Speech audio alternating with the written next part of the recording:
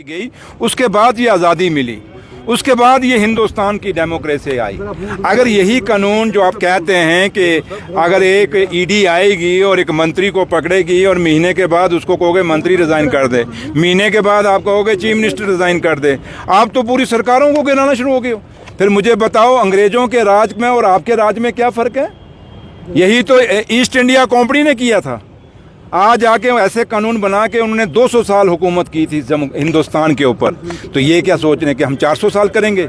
लेकिन इनको एक बात याद रखनी चाहिए, ये हिंदुस्तान वो हिंदुस्तान नहीं जिस हिंदुस्तान ने 200 साल अपनी गुलामी देखी है। आज पढ़ा लिखा नौजवान है इस हिंदुस्तान का, और वो हिंदुस्तान जिस हिंदुस्तान की तारीफ हम सुनते आए हैं, वो हिंदुस्तान जो बापू का हिंदुस्तान है, महात्मा गांधी का हिंदुस्तान है, उस हिंदुस्तान में हमें एक ही सिखाया गया है कि अवल अल्लाह नूर उपाया कुदरत के सब बंदे, एक नूर पे सब जग उपजा कौन पले कौन मंदे।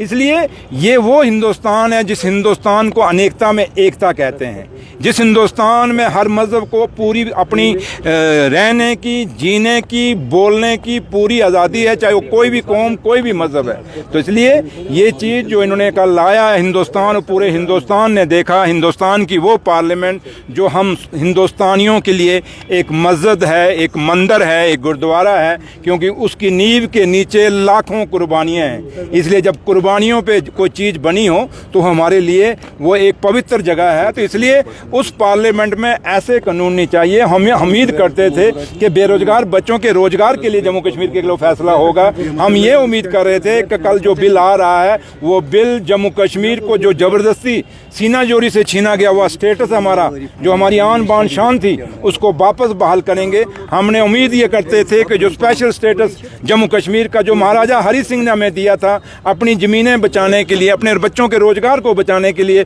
वो दोबारा हमें वापस बहाल करेंगे। लेकिन ना इन्होंने महाराजे का वो स्टेटस हमें वापस दिया, ना वो स्टेट जो कुर्बानियों के बाद, आज़ादी के बाद ये स्टेट जम्मू कश्मीर हमें मिला, दर्जा मिला था, वो वापस दिया। ये बदकिस्मती है। लेकिन एक चीज़ मैं ज़रूर कहूँगा, कोई ये मत सोचे कि हिंदुस्तान के लोग अगर ऐसे हम कानून लाएंगे, जोर ज़बरदस्ती वाले अंग्रेजी कानून लाएंगे, तो वो बर्दाश्त करेंगे, तो कभी बर्दाश्त नहीं होगा।